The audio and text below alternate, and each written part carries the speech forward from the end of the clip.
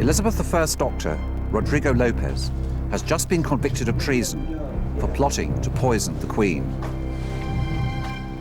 The sentence is death, to be hung, drawn and quartered.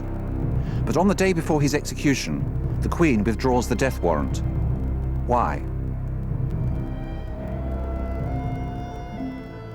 Perhaps she believes that her doctor has been framed by one of the power-hungry noblemen who pay attendance to her at court.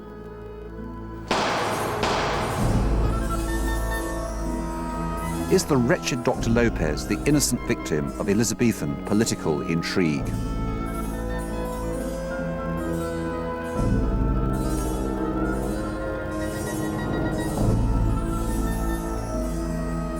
Historians have thought that Lopez was framed. But one man is out of step. Professor David Katz has been researching the Lopez case, and he's convinced the Elizabethan justice system got it right. Most of the people who looked at the case thought that Lopez was innocent, and this was a classic miscarriage of justice. And the more I began to look at it, I saw that certainly by the laws of the time, there was enough evidence to hang Lopez 10 times over. By modern standards, there isn't a case against Lopez at all.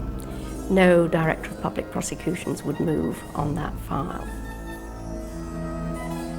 My gut feeling is that he is innocent, because my impression is that Professor Katz's argument for his guilt is based on the 1571 Elizabethan treason law that said speech is treason. Now, today it would be impossible to prove someone guilty of treason if all they did was shoot their mouth off in the local pub. Dr. Lopez was a Portuguese Jewish doctor who'd come to England escaping from the Inquisition in Portugal. By 1591, he'd been in England about 30 years, and he was a well-respected doctor. He treated many of the nobles in London, and he worked at Bart's Hospital. By the 1590s, he'd reached the top. He became one of the Queen's personal physicians.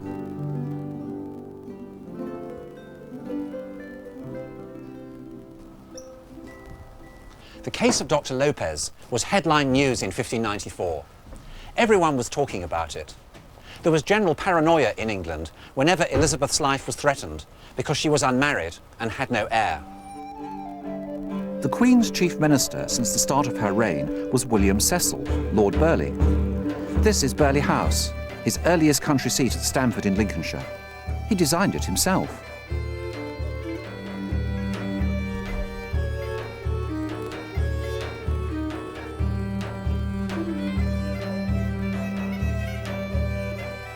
The Queen still relied heavily on Lord Burleigh's judgment, and anyone who saw this magnificent house would be in no doubt that its owner was not a man to be trifled with. Burleigh was Lord Treasurer, and he wanted his son, Robert Cecil, to inherit his position as the Queen's chief minister. And what concerned Lord Burleigh was war. Since 1585, England, a Protestant country, had been at war with Catholic Spain. Philip II of Spain saw it as his Christian duty to defend the Catholic faith. And in 1588, he sent the Armada on a holy mission to annihilate the Protestant English. The Armada was repulsed. It was a lucky escape for Elizabeth. But the Protestant-Catholic religious war continued across the land and seas of Western Europe. It was costly and unpopular, and Lord Burleigh wanted peace. He wanted to save money, and he was well on the way to persuading the Queen. Burleigh is the one person who has her absolutely unqualified confidence. He wants to retire and the Queen won't let him, but he's seen it all before. He is the most immensely experienced of Elizabeth's Privy Councillors. But the Queen had her eye on a new man at court, an ambitious and dashing 29-year-old, the Earl of Essex. Essex was a golden boy who had too high a view of himself. He's very attractive, he participates in court tournaments, but he doesn't fancy himself a courtier. He fancies himself a military leader and a privy councillor. The last thing Burghley wants is to widen the scope of the war and to increase aggressive action. And since that, of course, is exactly what Essex does want, there is a deep ideological divide between them, a divide about the direction of foreign policy. And what Essex wants to do is to become Elizabeth's most important minister and to replace Lord Burghley. No. No, Essex was never a serious love interest of the Queen. So these people played for very high stakes. If Dr. Lopez was to get involved with them, he would have to be careful. And Lopez was already on thin ice because he was a Jew living in a Protestant country. Most of the Jews in England at the end of the 16th century came from Portugal because the Portuguese Inquisition began to be active from about 1550. Came to London, most of them, and lived mostly in the sort of eastern part, but we don't know exactly where they lived. Even though Lopez was allowed to live in England, a country where Jews were officially banned in the 16th century, in public, at least, he had to act as a Protestant Christian. This enabled him to have illustrious clients like the Earl of Essex and Lord Burghley, as well as the Queen. And Lopez found that money could be made from the information he gained through his privileged position. I think mostly private information he gained from his very powerful patients, and the fact that he had access to them, the fact that he could easily poison them in a period when poison was the preferred method of assassination, made him somebody that everybody wanted to have. He treated Don Antonio, the Portuguese pretender, the Earl of Leicester, the Queen herself. If Lopez was on your side, then his patient could be in danger.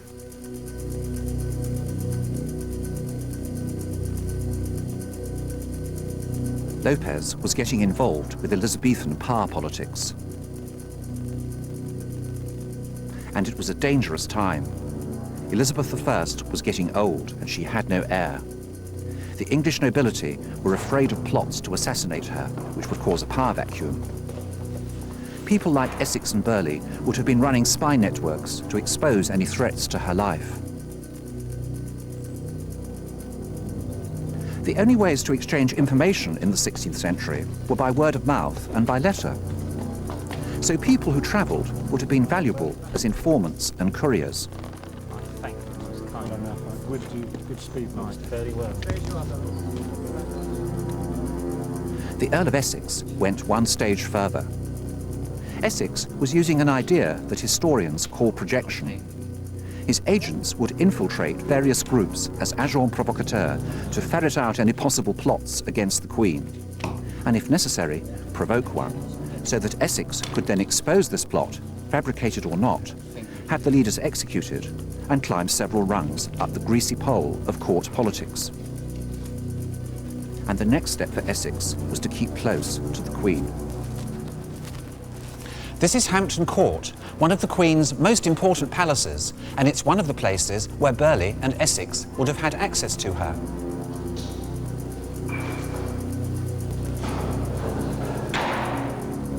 They stayed on the ground floor in rooms reserved for courtiers and privy councillors.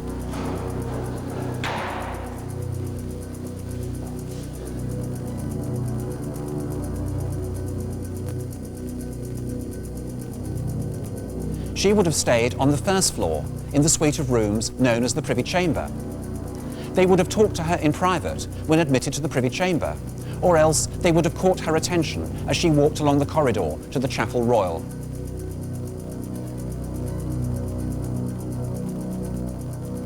As a queen, Elizabeth rarely had private moments.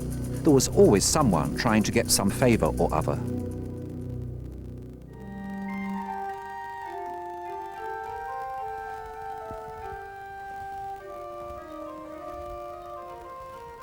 Elizabeth didn't attend meetings of the Privy Council, so Burghley and Essex had to find her wherever she happened to be. Even here, in chapel, they'd chat to her or get her to sign documents. Information is so key to having political power in this period. Ambassadors always wanted to know who was in and who was out. Well, the whole term agents, double agents is very difficult. This is a period where the Spanish are absolutely handing out money for information. People who had any kind of knowledge could sell it to a wide variety of places. During the whole period of the Spanish Armada, the Jews knew a lot of things. People had information to sell.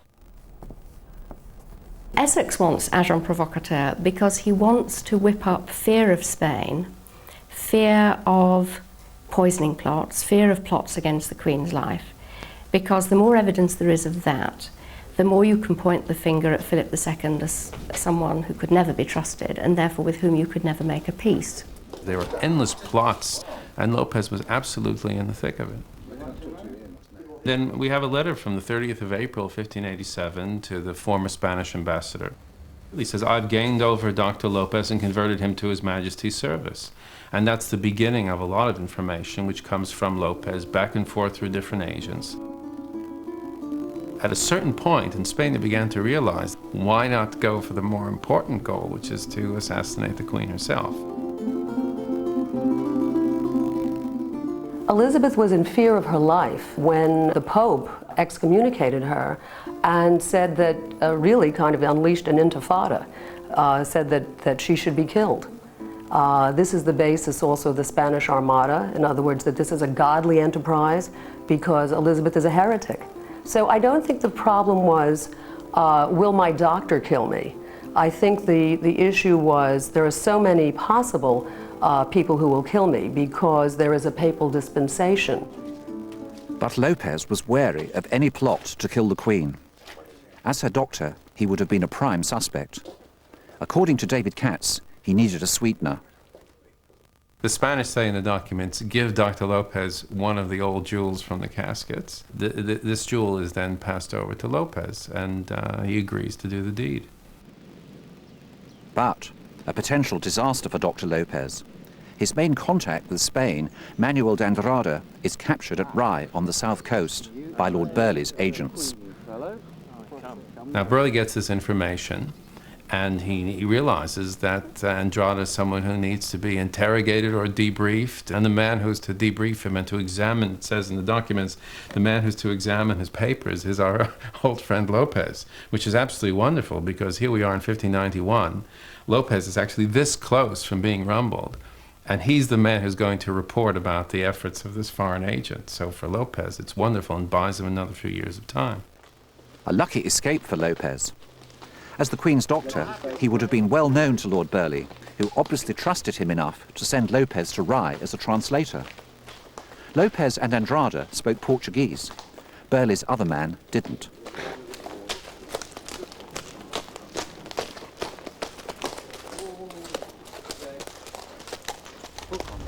After he'd been questioned at Rye, Manuel de Andrada was brought to see Burleigh in person. It was the second week of August in 1591, and Burleigh was at one of the houses used by Queen Elizabeth as part of her summer progress around southern England. It's Loseley House in Surrey. During the summer, the Queen moved around various noblemen's houses, sometimes staying one night, or possibly just for lunch. The Privy Council, the Queen's top dozen advisers, including Lord Burleigh at this time, would have met almost every day, and they had to be in close proximity to the Queen, so they'd move around with her. Luckily for Lord Burleigh, Sir William Moore, the owner of Loseley House, was a great friend of his, so he might have had a room here in the house itself.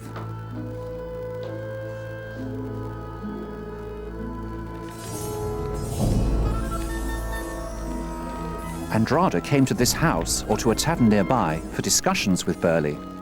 We know that Burleigh wanted peace with Spain to stop the risk of defeat and to save money, so he needed contacts in Spain. Andrada was clever. Of course, his story didn't mention any plot to kill the Queen. That would have meant effectively signing his own death warrant. Instead, he persuaded Burleigh that he could be a very useful informant. Burleigh had effectively recruited Andrada as a double agent.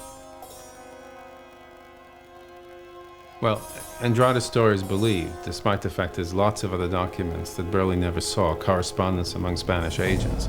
But Andrada is released, and he actually lives in Lopez's house. And throughout 1591, 1592, and the first part of 1593, Andrade and Lopez haggle over the price that's going to be paid for the assassination of the Queen. The jewel was just a sweetener.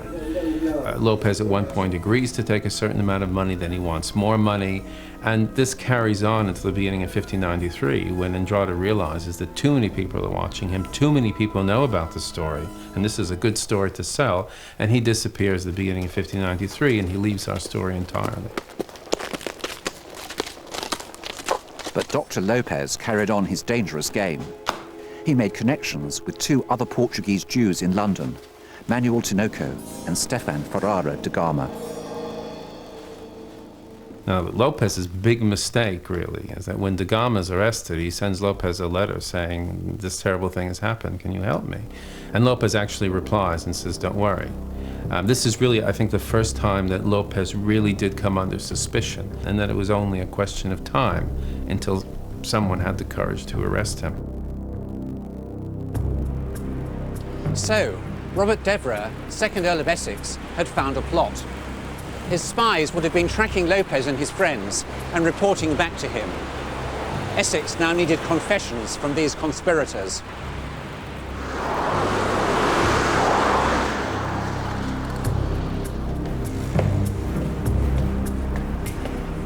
Like many of the English nobility, Essex had a townhouse in London.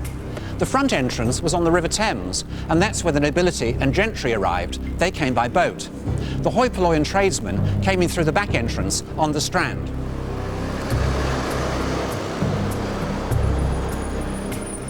Essex House doesn't exist anymore, but this is Somerset House, also on the Strand.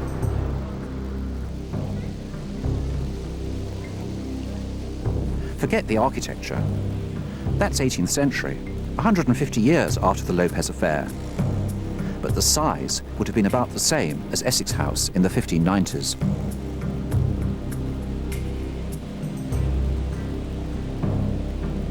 Pretty impressive for a townhouse, but unfortunately for Dr. Lopez, it was the dark cellars that became most familiar. He and two others, Manuel Tinoco and Stefan Ferrara de Gama, were hauled into Essex House for interrogation.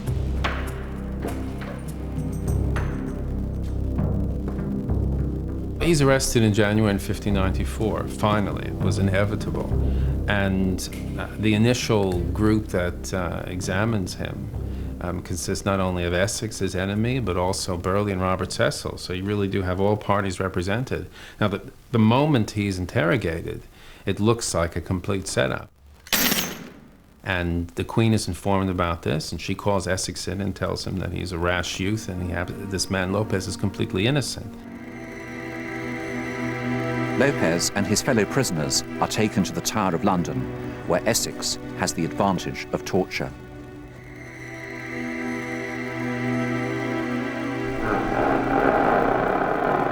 They were threatened with the rack, and as a physician you must have known what racking would do.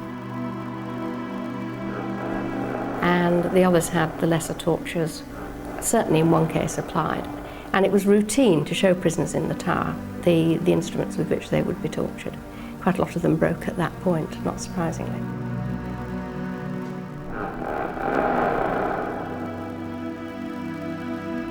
What's interesting is that 2 days later, only 2 days later, after Lopez has been interrogated, you have Robert Cecil writing a letter, and Burghley also writing letters saying, well, there is something in it, but he did it for the money, which is already a serious weakening of Lopez's position.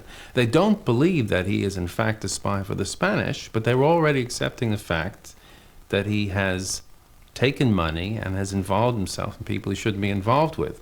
And this thing kind of develops for the next 6 months until at the end of that period, even Burghley and Cecil are convinced that Lopez was fully implicated.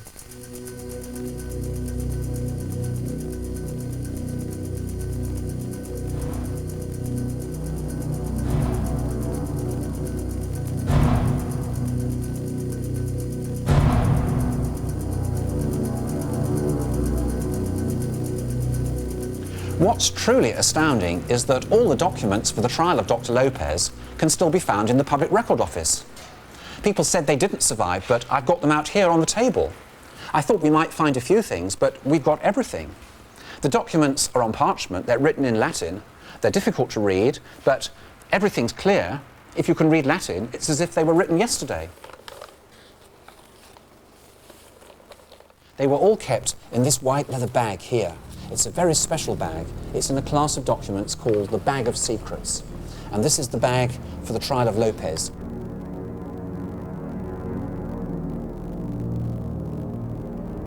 The trial was held at the end of February 1594. The court was a special commission at Guildhall. The Attorney General made the case for the Crown.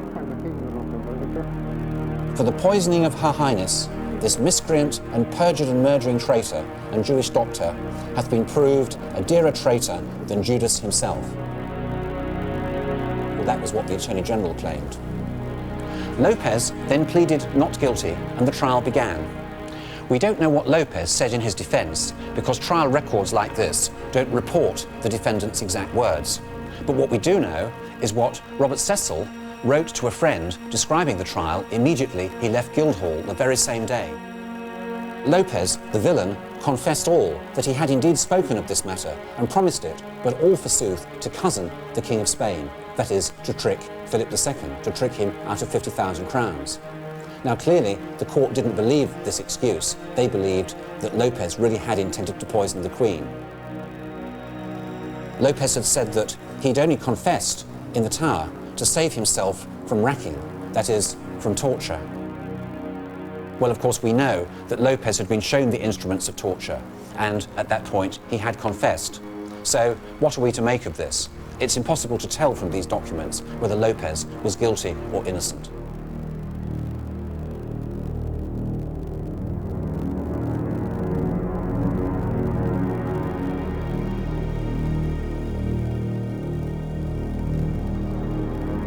Lopez is found guilty.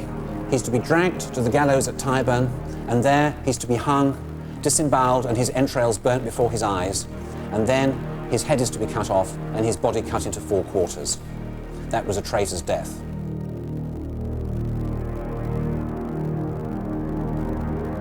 Lopez was sent back to the Tower of London pending his execution. In the trial, Lopez would have had no defending counsel, no lawyers, and he could call no witnesses. What would have happened if the evidence had been properly examined? David, is there any real proof that Lopez was guilty? Well, there's plenty of proof. All one needs to do to establish guilt is to show that he had agreed to do certain things for the King of Spain, and he himself said that very early on, as early as 1587, people are writing about it. But, I mean, he said that he just wanted to get money to cousin the King of Spain. I mean, was he really going to poison the Queen? Well, one doesn't need to prove that he had acquired the poison and the means to do it. The very fact that he had imagined the death of the Queen was a capital offence by the Treason Act of 1571. I mean, wasn't it true that Lopez had been in Essex's service, at least his doctor, and treated him for something rather sensitive, possibly syphilis?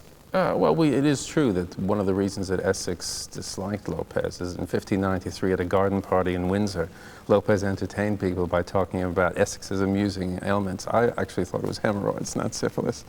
But this is the reason that they had a problem. But he never worked for Essex, and in fact, perhaps Essex was upset that he couldn't recruit Lopez to be one of his double agents. Mm-hmm. What motive did Lopez actually have for poisoning the Queen? I think it was just money. This is something which is sometimes hard to grasp. In America now, people are surprised that people are spying for money, not for ideological reasons. Yeah, but I come back to my point. I still think it's a semantic point. I mean, he didn't actually intend to poison the Queen. He just wanted to get money from the King of Spain. He'd been caught having agreed to do this, and I think that it's sometimes hard for us to understand that people could be hanged for very trivial crimes and small thefts in that period. But what he had done was certainly over the top in terms of what was regarded as treason in that era. But he was framed. Oh, he wasn't. I don't think he was framed because it's true that the case against him was originally conducted by Essex, but eventually everyone, Burleigh, Bacon's, they all in the end realized that to imagine the death of the Queen, to take money in order to do this, was something that no government at the time could accept. I mean, wasn't it really just part of the paranoia in the 1590s? I think that it's not so much the paranoia of the times, it's the greed of the times, that there was so much Spanish money going around, so many people were in pay of the Spanish, that Lopez couldn't resist. Do you think he was a double agent? I don't think so, because in 1590, when Essex asks him to be a double agent, he says to him straight out, he says, this is all very well now while you are in favor, but we don't know what the future will hold. Where will I be if you should die? But Elizabeth stayed the execution. She also says that this is touching my honor. The fact that her own personal physician should have been arrested is an embarrassing point. You know, she's Elizabeth the Queen, but she's also Elizabeth the woman. And perhaps she felt that by letting the case lie for a bit, people would have forgotten it by that time. But how could they forget it? I mean, he was the Queen's physician. Yeah, he was a very prominent person in London. But even 5 months later, it may have looked to her as being something not quite so prominent. I think that may also be something to be taken into account. Another element, perhaps, as you and I both know, it seems to me that in the 16th century, things very often happen in slow motion. And I think this may be another example of how long it takes things to occur. But he didn't actually intend to poison the Queen. You're coming back to that. Perhaps he didn't acquire the poison, but he certainly had committed a capital crime by the views of the time. After 5 months in the Tower, suddenly things began to happen. People aren't let off after treason trials in 16th century England. Once a decision has been taken to prosecute, then really you're done for. Someone very high up had authorized the execution of Dr. Lopez. He was taken to Tyburn for the awful sentence to be carried out. This is Marble Arch in the West End of London. In the 16th century, it was the site of the gallows at Tyburn, and it's here that Lopez was dragged to be hung. Please, please help me! He tried to address the crowd, which always gathered to watch the spectacle of a public execution. But they shouted him down. This is a very powerful, arrogant man who got himself involved in espionage, accepting money from a foreign king. And when he was finally caught, it was inevitable that he would be executed. It was a mistake from start to finish, but the thing just carried on once it began.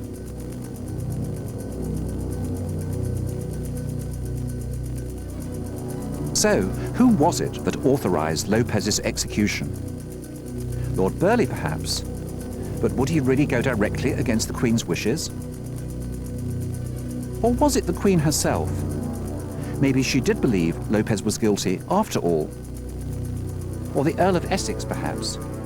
He'd brought the charges in the first place and had the most to gain from exposing this plot. No, it turns out that Burleigh was the prime mover of the execution. So why did Lord Burleigh now want Lopez dead? It's an old cliché in the spying game. When an operator knows too much, he has to be got rid of, whether innocent or not. Burleigh knew that there were too many tracks from the convicted conspirators back to his door. After all, he'd met Andrada at Loseley House and used him as a double agent. He couldn't risk Essex's spies uncovering the connection between himself, Andrada, and Lopez. In the end, Dr. Rodrigo Lopez was expendable.